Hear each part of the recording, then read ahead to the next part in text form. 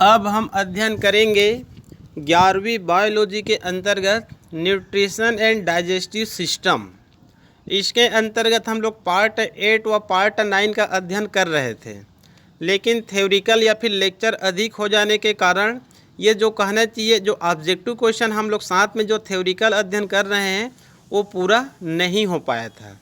मतलब बीच में ही कहना चाहिए इनकम्प्लीट हो गया था, तो उसका हम लोग अब आगे अध्ययन करते हैं। क्लियर?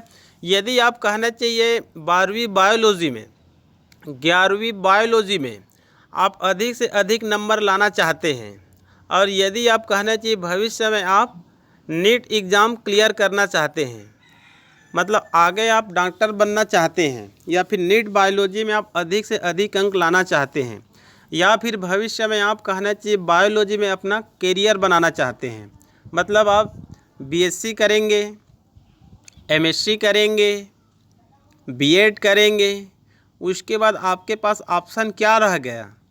तो जैसे ही आप बीएड किए मतलब आप शिक्षकी लाइन में जाना चाहते हैं। देखिए बीएससी एमएससी तो आजकल नॉर्मल हो गया है।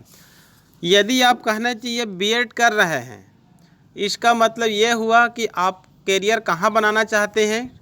टीचर बनना चाहते हैं, शिक्षक बनना चाहते हैं। ठीक है जी।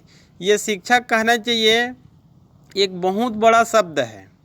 शिक्षक का अर्थ ये नहीं होता है कि आप कहना चाहिए केवल प्राइमरी स्कूल का शिक्षक बनेंगे। शिक्षक का मतलब होता है आप प्राइमरी स्कूल का शिक्षक हो, चाहे मिडिल स्कूल का शिक्षक हो, चाहे हायर का हो, कि चाहे कॉलेज का हो, चाहे यूनिवर्सिटी का हो। शिक्षक तो कहने चाहिए शिक्षक होते हैं।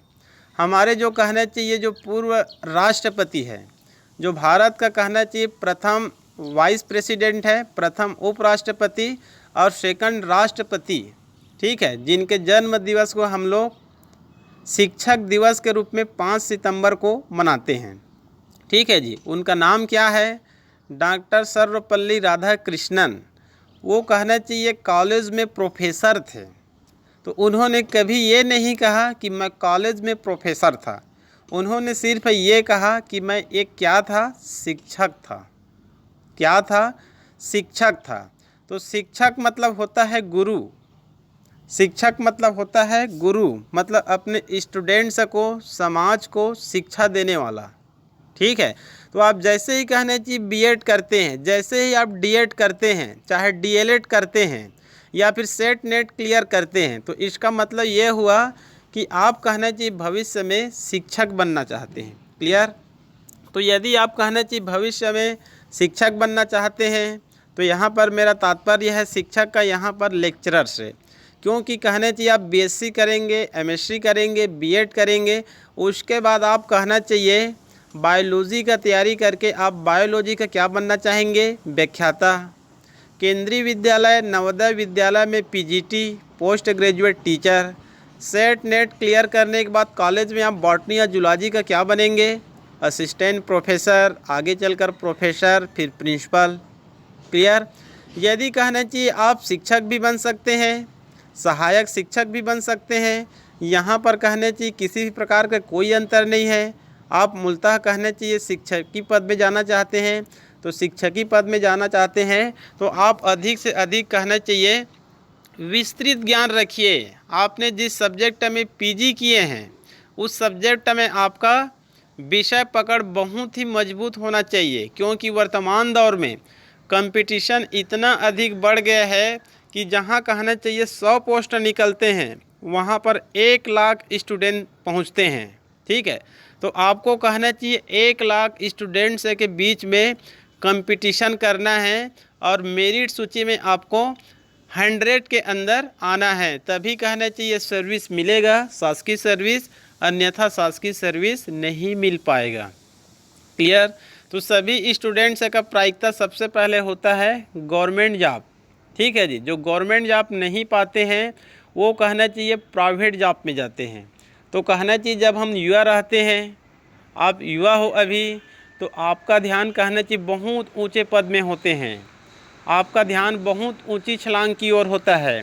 लेकिन जैसे जैसे कहना चाहिए उम्र बढ़ती जाती है, जैसे जैसे समय निकलती जाती है, और कोई भी कंपटीशन एग्ज़ाम फाइट नहीं होते हैं, तो आपका लक्ष्य कहना चाहिए धीरे धीरे नीचे की तरफ आते जाते हैं। क्लियर? तो आप कहना चाहिए नीचे मत आइए, आप ऊपर की ओर जाने की सोचिए। तो ऊपर की ओर जाने की ओर जितना आप सोचेंगे, यदि उससे आप ज़्यादा मेहनत करेंगे तो आपको बहुत अधिक कहना चाहिए ऊपर जाने में कोई दिक्कत नहीं होगा। क्लियर? तो यहाँ पर हम लोग शुरू करते हैं nutrition and digestive system. Nutrition and digestive system के अंतर्गत पार्ट 10 कह सकते हैं, क्योंकि हम लोग इतना कहना चाहिए विस्तृत अध्ययन करते हैं नीट के लिए। ठीक है जी? तो यहाँ पर कहना चाहिए जो टारगेट होता है वो पूरा नहीं हो पाता है। क्लियर? ये आप लोगों के लिए भी अच्छी बात है, क्योंकि आपको कहना चाहिए यहाँ पर एक डिजिटल ऐप के माध्यम से ऑब्जेक्टिव और थ्योरिकल दोनों प्रकार का आपको कहना चाहिए अध्ययन मिल रहा है, जो कि कहना चाहिए बहुत ही महत्वपूर्ण है। क्योंकि आप दूसरे यूट्यूब चैनल को सब्सक्राइब किए हैं, वहाँ पर देखिए केवल आपको लेक्चर मिलेगा, और वो भी लेक्चर मिलेगा तो उसमें ऑब्जेक्टिव नहीं रहेगा। और यहाँ पर ऐसे ऑब्जेक्टिव या फिर ऐसे वर्णन किया जाता है जो विभिन्न कहना चाहिए 10-15 सालों में नीट या फिर अन्य कंपटीशन परीक्षा में आए हुए होते हैं। इस लेक्चर के बाद हम लोग डाइजेस्टिव सिस्टम के अंतर्गत लगभग 2-3 टेस्ट का भी अध्ययन और करेंगे, जिसमें विशेष रूप से कहना चाहिए जो विभिन्न 15 वर्षों में जो नीट में या फिर अन्य कंपटीशन परीक्षा में जो आए हुए क्वेश्चन है उसका हम लोग अध्ययन करेंगे। तो वहाँ पर कहना चाहिए आपका जो विषय पकड़ है वो और अधिक मजबूत हो जाएगा। क्लियर? तो अगला क्वेश्चन चलते हैं। इसके अंतर्गत हम लोग यहाँ तक अध्ययन पहले ही कर लिए हैं, कार्बोहाइड्रेट्स को कितने प्रकारों में विभाजित किया जाता है। क्लियर? तो इसको मुख्य रूप से कहना चाहिए 3 भागों में, मोनोसेकेराइड, डाइसेकेराइड, पॉलीसेकेराइड। मोनोसेकेराइड का उदाहरण आप लोग इसको याद रख लेंगे। ठीक है जी? डाइसेकेराइड का उदाहरण इसको आप लोग याद रख लेंगे, सुक्रोज, माल्टोस, लैक्टोस। और पॉलीसेकेराइड के अंतर्गत उदाहरण इसको याद रख लेंगे। क्लियर? कई बार कहना चाहिए जो डाइसेकेराइड में सुक्रोज, माल्टोस, लैक्टोस इसको पूछा जाता है। सुक्रोज कहना चाहिए जब टूटती है तो ग्लूकोज और फ्रुक्टोस में टूटती है।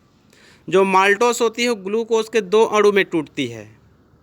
जो लैक्टोस होती है ग्लूकोज और गैलेक्टोस में टूटती है। ये कहना चाहिए, यहाँ पर थोड़ा सा कन्फ्यूजन होते रहते हैं, तो इसको आप लोग कहना चाहिए क्लियर कर लेंगे।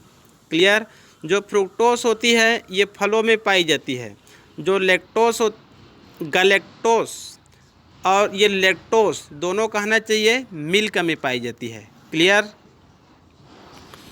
अगला क्वेश्चन देखते हैं, हमारे शरीर में फैट्स या फिर वसा का कार्य है।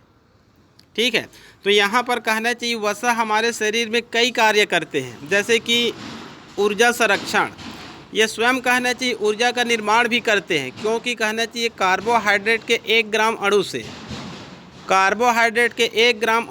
4.1 किलो कैलोरी ऊर्जा का निर्माण होता है, लेकिन वसा के 1 ग्राम अणु से 9.1 किलो कैलोरी ऊर्जा का निर्माण होता है। क्लियर? उसी प्रकार से कहना चाहिए ऊर्जा का संरक्षण भी करती है और एटीपी का निर्माण भी करती है, क्योंकि एटीपी मतलब ऊर्जा ही है। भोजन का स्टोरेज, हमारी जो वसा होती है उसमें भोजन कहना चाहिए स्टोरेज होती है।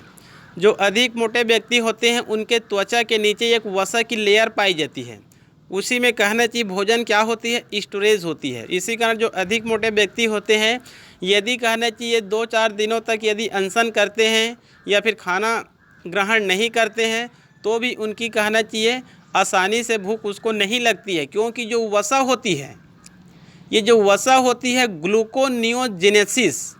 ग्लूकोनियोजेनेसिस की सहायता से, मतलब ये वसा ग्लूकोज में क्या हो जाती है, टूट जाती है और शरीर को क्या प्रदान करती है, ऊर्जा प्रदान करती है। क्लियर?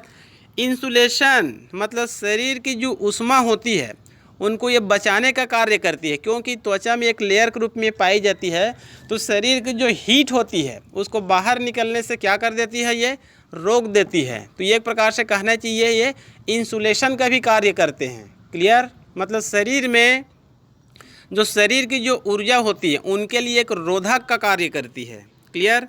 और आगे चलकर कहना चाहिए जो हार्मोन होते हैं, विशेष रूप से कहना चाहिए मेल और फीमेल में जो हार्मोन पाए जाते हैं एंड्रोजन और एस्ट्रोजन, इन सब का कहना चाहिए निर्माण में क्या होते हैं, ये सहायक होते हैं। क्लियर?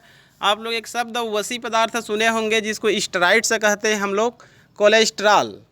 कोलेस्ट्रॉल कहना चाहिए जब ज़्यादा होती है तो शरीर के लिए हानिकारक भी होती है, क्योंकि ये धमनी शिरा में क्या हो जाती है, चिपक जाती है, जिससे कहना चाहिए ब्लड सर्कुलेशन में दिक्कत होती है और व्यक्ति की कहना चाहिए बीपी क्या हो जाती है, बढ़ जाती है। और अधिक बीपी के कारण कहना चाहिए पैरालिसिस होने की क्या होती है, संभावना होती है।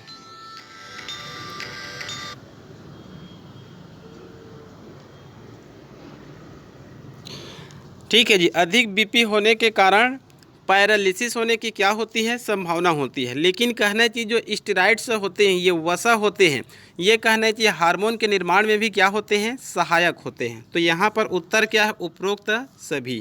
क्लियर। यहाँ पर आप इस इमेज को देखिए, वसा तेल ये कहना चाहिए ऊर्जा संग्रहण का कार्य करती है और इंसुलेशन प्रदान करती है। क्लियर। जो फास्फोलिपिड होते हैं ये कहना चाहिए सेल वॉल में क्या होती है, उपस्थित होती है। फास्फोलिपिड भी क्या है, ये एक वसा है, ये सेल वॉल में क्या होती है, उपस्थित होती है। Clear. Fatty acid, fatty acid कहना चाहिए एटीपी के निर्माण करने में सहायक होती है।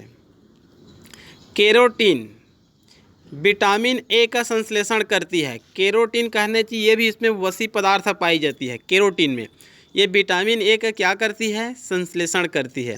विटामिन ई, विटामिन के, विटामिन डी, इन सब में कहना चाहिए वसी पदार्थ पाई जाती है। हालांकि यहाँ पर ये विटामिन शब्द आया हुआ है, लेकिन विटामिन भी क्या होते हैं, एक रासायनिक पदार्थ होते हैं, कार्बनिक पदार्थ होते हैं विटामिन भी। ठीक है जी। तो इसमें कहना चाहिए कुछ मात्रा में वसा भी पाई जाती है। तो विटामिन ई कहना चाहिए टिश्यू को मरम्मत, मतलब घाव को भरने में क्या होती है, सहायक होती है। विटामिन के ये पहले से ही पता है, ब्लड कोगुलेशन मतलब रक्त की थक्का जमाने में क्या होती है, ये सहायक होती है। विटामिन डी ये कैल्शियम की मात्रा को क्या करती है, ये नियमित करती है। क्लियर। तो ये सब कहना चाहिए हमारे शरीर में वसा के क्या है, ये कार्य है। ठीक है जी। आगे चलते हैं। आवश्यक अमीनो अम्ल को हम किससे प्राप्त करते हैं। आवश्यक अमीनो अम्ल हमारे शरीर में कहना चाहिए जो प्रोटीन होती है, या फिर भोजन से भी हम लोग प्रोटीन प्राप्त करते हैं, और कुछ प्रोटीन का निर्माण हमारा शरीर स्वयं करता है फोटोसिंथेसिस के रूप में। आप लोग सुने होंगे कोशिका में एक आर्गन होती है राइबोसोम्स, कोशिका में एक आर्गन होती है राइबोसोम्स, जो क्या कार्य करती है, प्रोटीन सिंथेसिस का कार्य करती है। इसी कारण राइबोसोम को क्या कहा जाता है, प्रोटीन की फैक्ट्री, प्रोटीन की फैक्ट्री, क्योंकि कहना चाहिए प्रोटीन का क्या करती है, निर्माण करती है। क्लियर। लेकिन ये जो प्रोटीन होते हैं, प्रोटीन का एक अणु लगभग कहना चाहिए 20 से 22 अमीनो एसिड से मिलकर बना होता है। प्रोटीन का एक अणु लगभग 20 से 22 अमीनो एसिड से मिलकर बना होता है। उनमें से आधे अमीनो एसिड क्या होते हैं, आवश्यक होते हैं, और आधे अमीनो एसिड क्या होते हैं, अनावश्यक होते हैं। इसी कारण कहना चाहिए जो 20-22 अमीनो एसिड होते हैं उनको दो प्रकारों में विभाजित कर देते हैं। एक होता है आवश्यक अमीनो एसिड और एक होता है अनावश्यक अमीनो एसिड। जो आवश्यक अमीनो एसिड होती है उसको हम लोग भोजन से प्राप्त करते हैं, और जो अनावश्यक अमीनो एसिड होती है इनका कहना चाहिए हमारे शरीर में क्या होता है, प्रोटीन सिंथेसिस होता है राइबोसोम में, और उनकी सहायता से प्राप्त करते हैं। क्लियर। यदि जो आवश्यक अमीनो एसिड होते हैं, यदि इसका निर्माण कहना चाहिए हमारा शरीर स्वयं कर लेता तो ज़्यादा दिक्कत नहीं होता, क्योंकि आवश्यक अमीनो एसिड को हम लोग यदि हमारा शरीर प्रोटीन सिंथेसिस के माध्यम से स्वयं प्राप्त कर लेता तो हमको फूड मटेरियल लेने की ज़्यादा आवश्यकता नहीं होती, प्रोटीन की कमी नहीं होती। लेकिन संयोगवश ऐसा नहीं होता है। जो हमारे शरीर के लिए आवश्यक अमीनो एसिड होते हैं उनको हम लोग भोजन से प्राप्त करते हैं। इसी कारण भोजन में प्रोटीन का होना क्या है, अति आवश्यक है। क्लियर। तो यहाँ पर आवश्यक अमीनो एसिड का कुछ मैं नाम लिख दिया हूँ, उसको आप लोग याद रख लेंगे। इसको भी कई बार पूछ दिया जाता है कि कौन सा अमीनो एसिड आवश्यक है, कौन सा अमीनो एसिड अनावश्यक है। क्लियर। यहाँ पर देखिए आर्जिनिन, ये कहना चाहिए लीवर में भी सहायक होते हैं, आर्निथिन आर्जिनिन चक्र में। हिस्टिडीन ये गेहूं में पाई जाती है। मेथियोनिन इसमें सल्फर पाई जाती है। फिनाइल एलेनिन लाइसिन, वेलिन, ये सब कहना चाहिए आवश्यक अमीनो एसिड है। अनावश्यक के अंतर्गत glycine, alanine, serine, acetic acid, cysteine, glutamic acid, tyrosine, ये सब कहना चाहिए अनावश्यक अमीनो एसिड है। एक बार पूछा गया था वह कौन सी प्रोटीन है जिसमें सल्फर पाई जाती है, क्योंकि अधिकांश जो प्रोटीन होते हैं वो किससे बने होते हैं, CH O N P से बने होते हैं। जो कार्बोहाइड्रेट होते हैं वो CHO से बने होते हैं। कार्बोहाइड्रेट CHO के 1:2:1 अनुपात से बने होते हैं। ठीक है जी, कोई भी कार्बोहाइड्रेट आप लोग देखेंगे, ठीक है, चाहे ग्लूकोज हो, चाहे फ्रुक्टोज हो, चाहे गैलेक्टोज, चाहे सुक्रोज, चाहे माल्टोज, चाहे लेक्टोज, चाहे सेल्यूलोज, चाहे ग्लाइकोजन, चाहे स्टार्च, वो सब CHO से मिलकर बने होते हैं और उनमें अनुपात 1:2:1 का होता है। जैसे C6H12O6 है, ठीक है। उसी प्रकार से जो प्रोटीन होते हैं, जो लिपिड्स होते हैं, उसमें भी मुख्य रूप से CHO ही पाए जाते हैं। लेकिन प्रोटीन में CHO के साथ में N भी पाए जाते हैं, मतलब नाइट्रोजन, P भी पाए जाते हैं। लेकिन एक बार क्वेश्चन आया था वह कौन सा प्रोटीन है जिसमें सल्फर पाई जाती है, तो उत्तर में क्या था, मेथियोनिन और सिस्टीन। मेथियोनिन और सिस्टीन, इन दोनों में कहना चाहिए सल्फर पाई जाती है। क्लियर। एक बार क्वेश्चन आया था प्रोटीन की वैज्ञानिकों ने कई संरचना दी है, प्राथमिक संरचना, सेकेंडरी संरचना और तृतीयक संरचना और चतुर्थक संरचना। इनमें से प्रोटीन की कौन सी संरचना मान्यता प्राप्त है, तो उत्तर में होता है चतुर्थक संरचना। प्रोटीन की कहना चाहिए जो चतुर्थक संरचना होती है वो कहना चाहिए क्या है, मान्यता प्राप्त है। क्लियर। तो आवश्यक अमीनो एसिड को हम लोग किससे प्राप्त करते हैं, भोजन से प्राप्त करते हैं। क्लियर। आगे चलते हैं। कीरेटिन, ये कहना चाहिए नाखून,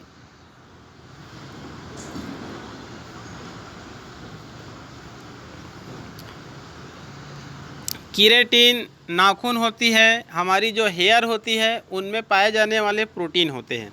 तो कीरेटिन, हीमोग्लोबिन, हीमोसाइनिन, एल्ब्यूमिन, ये किस प्रकार के प्रोटीन हैं। जनरली तौर पर प्रोटीन को हम लोग पहले 3 भागों में विभाजित कर देते हैं। पहले इमेज को देखिए आप लोग, ऑब्जेक्टिव तो केवल एक कहना चाहिए आपको बताने के लिए है, मुख्य उद्देश्य है आपको थ्योरिकल अध्ययन कराना। प्रोटीन को हम लोग कहने चाहिए क्लासिफिकेशन करते हैं तो 3 भागों में विभाजित कर देते हैं, simple protein, conjugated protein, derived protein, सरल प्रोटीन, संयुग्मित प्रोटीन और व्युत्पन्न प्रोटीन। ठीक है जी। जो सिंपल प्रोटीन होते हैं, फर्स्ट प्रोटीन, ये ऐसे प्रोटीन होते हैं जिनका यदि हम लोग हाइड्रोलाइसिस करते हैं, मतलब जल अपघटन करते हैं। जो सिंपल प्रोटीन होते हैं ऐसे प्रोटीन होते हैं यदि इनका हम लोग क्या करते हैं, हाइड्रोलाइसिस करते हैं, जल अपघटन करते हैं, तो सिर्फ क्या मिलेगा, अमीनो एसिड मिलेगा। यहाँ पर मैं शॉर्टकट लिख दिया हूँ AA, यहाँ पर मैं लिख दिया हूँ AA। मतलब सिंपल प्रोटीन ऐसे प्रोटीन होते हैं जिनका यदि हम लोग हाइड्रोलाइसिस करते हैं, जल अपघटन करेंगे, तो यहाँ पर सिर्फ क्या मिलेंगे, अमीनो एसिड ही मिलेंगे, कोई दूसरा रासायनिक पदार्थ नहीं मिलेंगे। इसको याद रख लेंगे। क्लियर।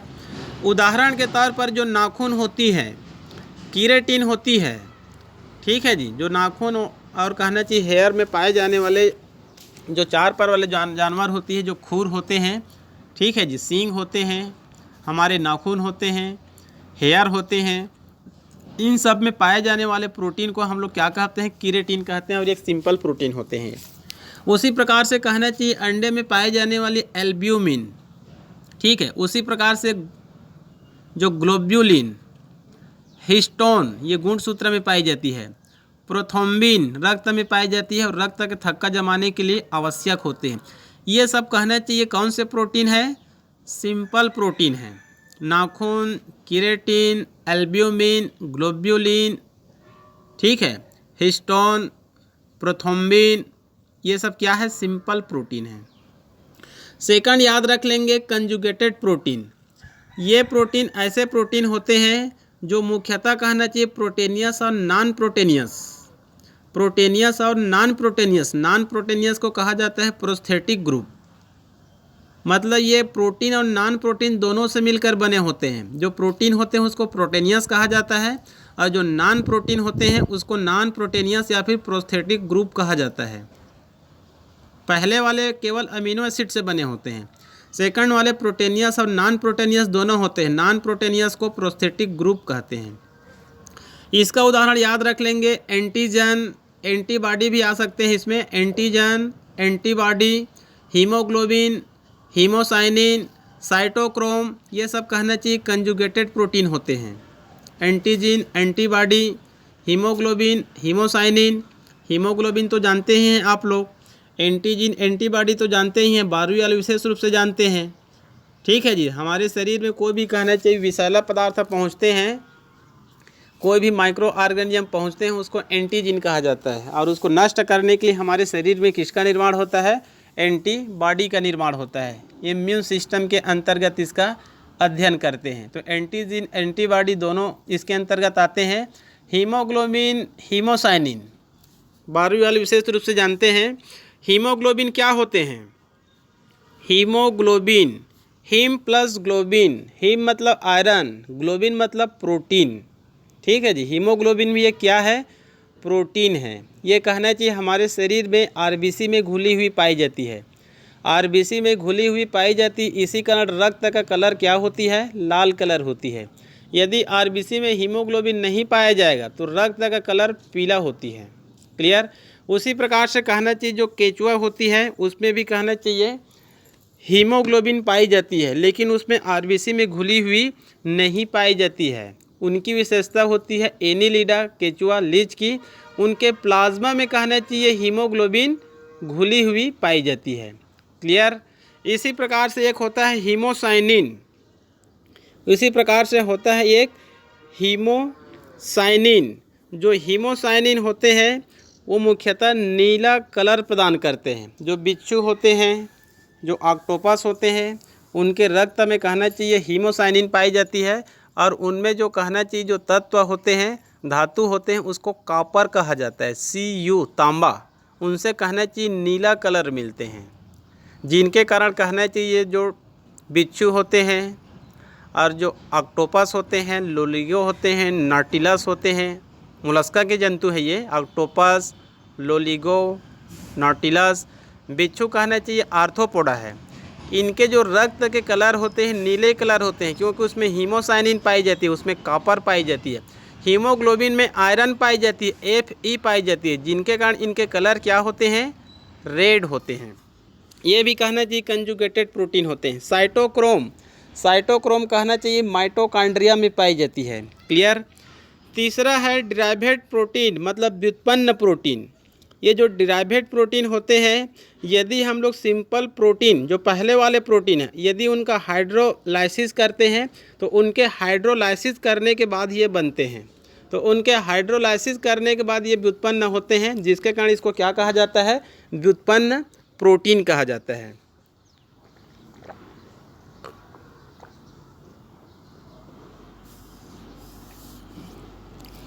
उदाहरण याद रख लेंगे इंसुलिन, उदाहरण याद रख लेंगे इंसुलिन। इंसुलिन का नाम आप लोग सभी सुने हैं। ये वही इंसुलिन है जिनका सेक्रेशन कहाँ होती है, पेनक्रियास में होती है। किस में होती है, पेनक्रियास। पेनक्रियास कहना चाहिए एक बहुत ही महत्वपूर्ण आर्गन होती है। इनमें कहना चाहिए एक आर्गन होती है, उसको कहा जाता है आइजलेट्स ऑफ लैंगरहैंस, आइजलेट्स ऑफ लैंगरहैंस। इसमें 4 प्रकार की कोशिका पाई जाती है, alpha cells, beta cells, delta sales और एफ सेल्स। इनमें से जो बी सेल्स या मतलब बीटा सेल्स है, बी सेल्स नहीं कहेंगे, बीटा सेल्स कहेंगे। और ये जो अल्फा सेल्स है उनमें कहना चाहिए जो बीटा सेल्स होती है यही इंसुलिन हार्मोन का क्या करती है, सिक्रेशन करती है। और इंसुलिन का कार्य क्या होता है, ग्लूकोज को ग्लाइकोजन में परिवर्तन करना।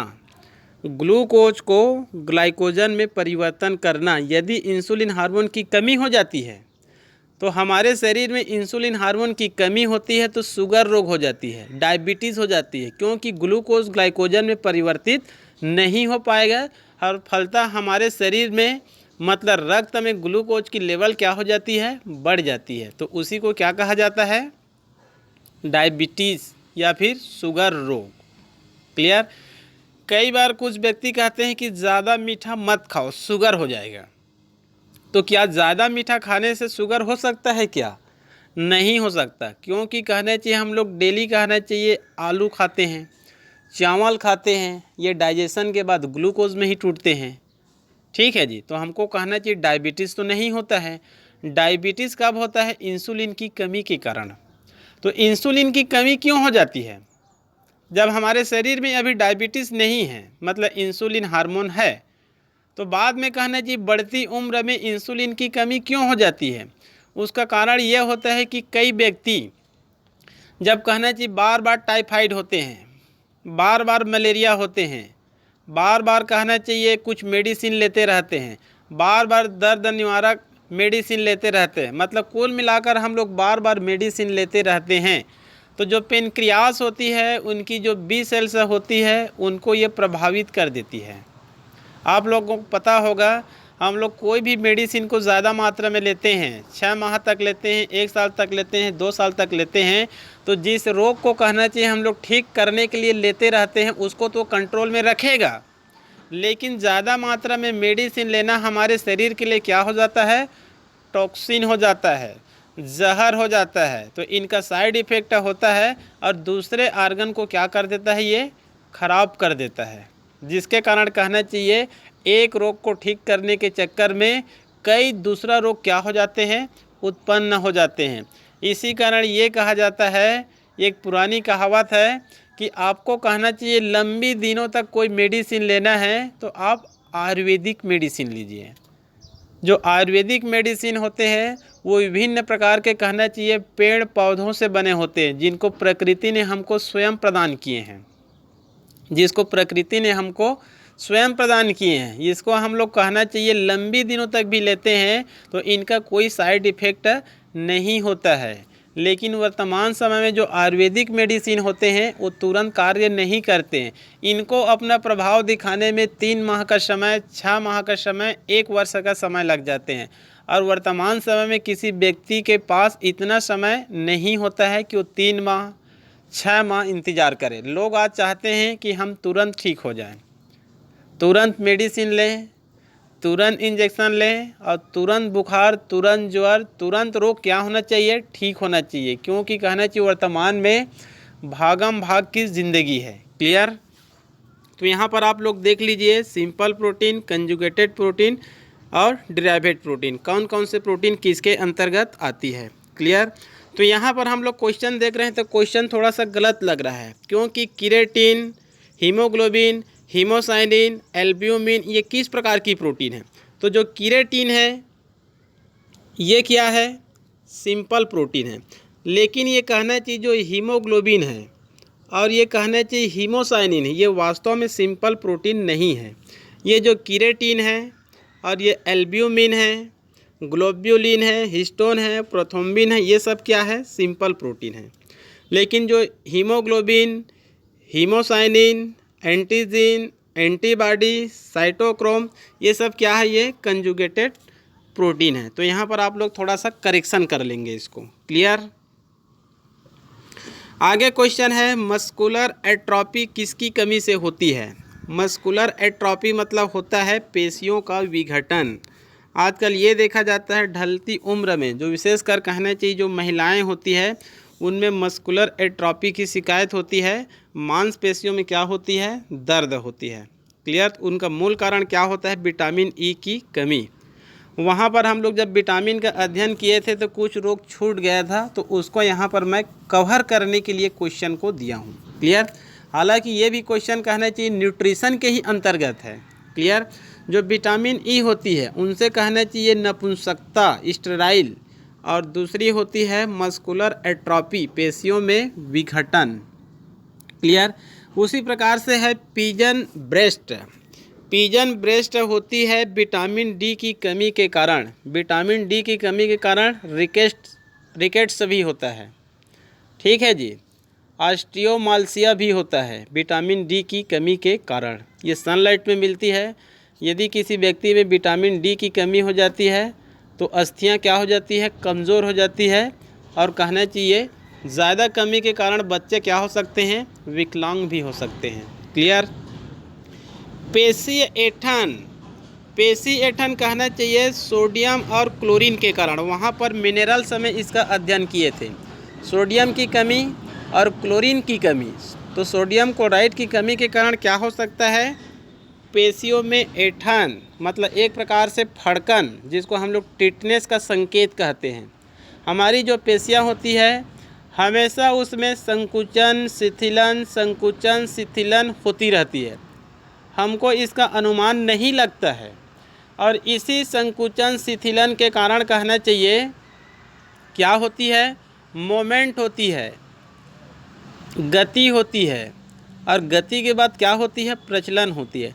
लेकिन मान लो कहना चाहिए मांसपेशियां कभी संकुचन होती है और संकुचन अवस्था में ही रुक जाती है, शिथिलन नहीं होती है, तब उस अवस्था को क्या कहा जाता है, टिटनेस कहा जाता है। हालांकि टिटनेस कहना चाहिए जीवाणु जनित रोग होता है, क्लोस्ट्रीडियम टिटेनी नामक बैक्टीरिया के कारण होती है। क्लियर। तो यहाँ पर देख लेंगे पेशी ऐंठन, सोडियम क्लोराइड की कमी। क्लियर। पोलीन्यूराइटिस विटामिन बी1 की कमी के कारण बेरी। लेकिन जो कहना चाहिए जो अन्य एनिमल होते हैं, पशुओं होते हैं, उनमें कहना चाहिए पोलीन्यूराइटिस होती है। क्या होती है, पोलीन्यूराइटिस विटामिन बी1। फ्लोरीन की अधिकता के कारण फ्लोरोसिस, मतलब जो टीथ होते हैं उसमें कहना चाहिए धब्बे बन जाते हैं, इनको कहना चाहिए फ्लोरोसिस कहा जाता है। क्लियर। तो मस्कुलर एट्रोफी किसकी कमी से होती है, तो मस्कुलर एट्रोफी विटामिन ई की कमी से। क्लियर।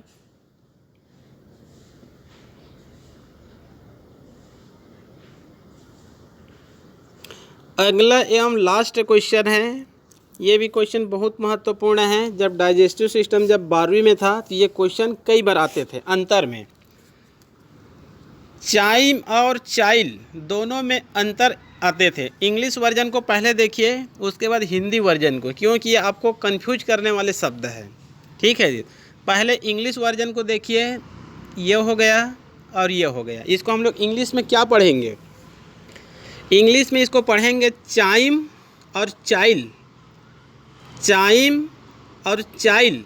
और हिंदी में इसको कहा जाता है काइम और काइल। अब ये आपके ऊपर है कि आप इसको कैसे याद करेंगे, चाइम चाइल, काइम काइल। क्लियर। तो पहला ऑप्शन ये उत्सर्जी पदार्थ है, ये गलत है, इस पर आपको ध्यान ही नहीं देना है। क्लियर। आपको ध्यान देना है बी और सी पर। ठीक है जी। देखते हैं पहला चाइम, यह जठर रस से सना हुआ, मतलब गैस्ट्रिक जूस से सना हुआ एक भोजन है। मतलब ये क्रिया अभी अमाशा में हो रही है। गैस्ट्रिक जठर मतलब अमाशा है, जठर रस मतलब गैस्ट्रिक जूस। ठीक है। इसमें pepsin, rennin, gastric lipase enzyme होते हैं। यह जठर रस से सना हुआ एक भोजन है जो आंशिक रूप से पचे हुए अर्धद्रव है। ये पूर्ण रूप से पचे हुए नहीं हैं, क्योंकि अमाशय जठर में भोजन का पूर्ण पाचन नहीं होता है। पूर्ण पाचन होता है इलियम में, छोटी आंत की लास्ट भाग में। तो चूंकि ये जठर में हो रहा है, ये जठर रस है, तो जठर रस से सना हुआ एक भोजन है जो आंशिक रूप से पचे हुए अर्धद्रव है। मतलब पूरी द्रव नहीं है, पूरी पचने के बाद ये द्रव रूप में परिवर्तित हो सकते हैं, लेकिन ये आंशिक पचे हुए, तब उसको बोलेंगे हम लोग अर्धद्रव, जो अमाशय से डिओडिनम में जाती है, जो अमाशय से डिओडिनम में जाती है। और ये अम्लीय माध्यम रहेगा। ये क्या रहेगा अभी, अम्लीय माध्यम, क्योंकि जठर रस में कहना चाहिए अम्लीय माध्यम होता है, HCl होता है। ठीक है जी। जठर रस में कहना चाहिए HCl होता है, अम्लीय माध्यम है। और इसमें आप लोग याद रख लेंगे, इसमें क्या रहेगा, क्षारीय माध्यम रहेगा, क्योंकि जो छोटी आंत होती है उसमें भोजन का जो पाचन होती है उसका माध्यम क्या होता है, क्षारीय होता है। क्लियर। तो पहला क्लियर हो गया। चाइम या फिर काइम क्या है? यह जठर रस से सना हुआ एक भोजन है जो आंशिक रूप से पचे हुए अर्धद्रव है, जो आगे स्टमक से किस में पहुँचेंगे? डियोडिनम में जाएंगे। मतलब चाइम गैस्ट्रिक जूस से सना हुआ एक भोजन है जो आंशिक रूप से पचे हुए हैं और अर्धद्रव हैं, जो आगे चलकर स्टमक से किस में जाएंगे? इंटेस्टाइन में जाएंगे। क्लियर? और उसके बाद जैसे ही ये इंटेस्टाइन में पहुंचती है, जैसे ही कहना चाहिए इंटेस्टाइन में पहुंचती है, ये चाइम क्या कहलाती है? चाइल कहलाती है। ये काइम क्या कहलाती है? काइल कहलाती है। तो इसमें पढ़ते हैं, यह दूधिया तरल पदार्थ है। अब ये तरल पदार्थ हो गया, अर्ध नहीं है, और इसका कलर भी चेंज हो गया। ये दूधिया तरल पदार्थ है जिसमें लिप पाए जाते हैं, लसिका पाए जाते हैं और इमल्सिफाइड फैट्स पाए जाते हैं, और ये इलियम में बनता है।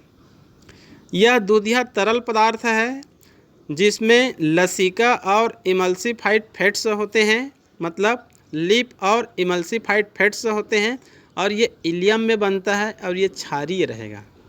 मतलब जो चाइम होता है वो कहना चाहिए स्टमक से छोटी आंत मतलब डियोडिनम में पहुंचती है, और डियोडिनम से आगे चलकर ये इलियम में पहुंचती है। ठीक है, जब इलियम में पहुंचती है तब ये तरल पदार्थ हो जाते हैं और कलर दूधिया हो जाती है और क्षारी हो जाती है, और इसमें लसिका और इमल्सिफाइड फैट्स पाए जाते हैं, तब इसको कहा जाता है चाइल। क्लियर? तो ये हो गया आपका चाइम और चाइल। इसको पहले कहना चाहिए 2 नंबर में 2 अंतर के रूप में अधिकांश कहना चाहिए आते थे, लेकिन अब ये कहना चाहिए 2 साल पहले जब कोर्स अपडेट हुआ तो 11वीं में आ गया, और 11वीं का कोर्स कहना चाहिए बहुत बड़ी सिलेबस है, तो वहाँ से हर साल क्वेश्चन रिपीट नहीं होंगे, क्योंकि 11वीं में इतने क्वेश्चन है कि रिपीट करने की चांसेस वहाँ पर कम है। लेकिन ये भी कहना चाहिए नीट या फिर अन्य जो बायोलॉजी से रिलेटेड जो कंपटीशन एग्ज़ाम है उसके लिए क्या है, बहुत ही महत्वपूर्ण है। क्लियर? तो यहाँ पर कहना चाहिए जो डाइजेस्टिव सिस्टम है ये कहना चाहिए कंप्लीट होता है। क्लियर? आप लोग कहना चाहिए मेरे जो यूट्यूब चैनल है NEET biology with Pramod Yadav, इसमें आप लोग लगातार जुड़े रहिए, चाहे आप 9वीं 10वीं का स्टूडेंट क्यों है। मान लो कहना चाहिए आज के समय में जो नीट का तैयारी करना चाहता है वो 12वीं के बाद तैयारी नहीं करता है, जो आगे बढ़ना चाहते हैं वो 9वीं 10वीं से ही शुरू कर देते हैं। तो मेरा जो लेक्चर है बहुत ही सामान्य है। ठीक है जी, आप आसानी से समझ सकते हैं। आप मेरा 12वीं का आप वीडियो देख सकते हैं, 11वीं का देख सकते हैं, तो आप आसानी से समझ सकते हैं। और 9वीं 10वीं से ही आप कहना चाहिए मेरे यूट्यूब को आप सब्सक्राइब करिए। ठीक है, और आप पढ़ाई करना शुरू कर दीजिए। आपको कहना चाहिए 2 साल में पूरी कहना चाहिए 12वीं बायोलॉजी तैयारी कर सकते हैं। क्लियर? तो आज के लिए केवल इतना ही।